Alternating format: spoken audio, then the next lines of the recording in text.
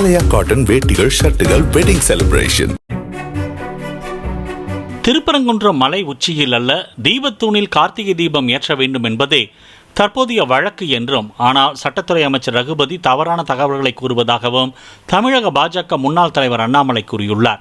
சென்னையில் செய்தியாளரிடம் பேசிய அவர், 2014ஆம் ஆண்டில் தொடரப்பட்ட வழக்கு வேறு, இப்போது தொடரப்பட்ட வழக்கு வேறு என்றார். இந்த மலையை பொறுத்தவரை சிக்கந்தர் தர்கா இஸ்லாமியர்களுக்கு சொந்தமானது, நெல்லித்தோப்பு இஸ்லாமியர்களுக்கு சொந்தமானது, படிக்கட்டு ஏறுறது இஸ்லாமியர்களுக்கு சொந்தமானது.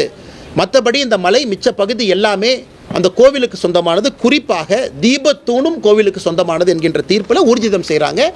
இதற்கு முன்பு இருந்த தீர்ப்பு தான் இது. சாலையோர இந்து கோவில்களை இடிக்க நீதிமன்றம் மாலையில் உத்தரவிட்டால் அதிகாலை 2 மணிக்கே இடித்து அகற்றும் திமுக அரசு திருப்பரங்குன்றம் தீபத்தூணில் தீபம் ஏற்ற உயர்நீதிமன்ற மதுரை அமர்வு உத்தரவிட்ட பின்னும் நடைமுறைப்படுத்த மறுப்பது ஏன் என அண்ணாமலை கேள்வி எழுப்பினார். இப்போ நியாயப்படி யாருக்காவது பிரச்சனை இருந்தால் தர்கா அவங்க அப்பீலுக்கு வந்திருக்கணும். இப்போ டிசம்பர் மாதம் 2ஆம் தேதி தர்கா அப்பீலுக்கு வர்றாங்கன்னா அது வேறு விஷயம். ஆனால் கோவில் சொத்தை பாதுகாக்க வேண்டிய ஈஓ அப்பீல் பண்ண வேண்டிய அவசியம் என்ன? அந்த கோவிலினுடைய எக்ஸிக்யூட்டிவ் ஆஃபீஸர் அந்த கோவிலினுடைய சொத்தை பாதுகாக்கணும்.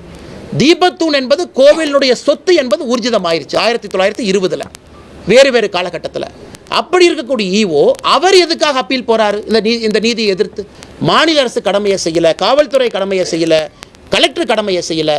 அதனால் CISF நான் அனுப்புகிறேன், கமாண்டன்ட் நீங்கள் கூட போங்க, அந்த 10 பேர் தீபம் ஏற்றுவதற்கு அனுமதி கொடுக்க வேண்டும் என்று சொல்கின்றார். இதில் எதுவும் தவறாக இல்லை.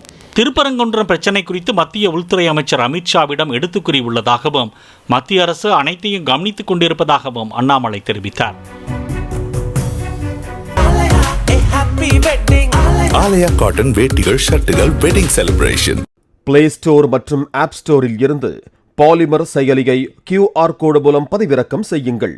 செய்திகளை உடனுக்குடன் பெறுங்கள்.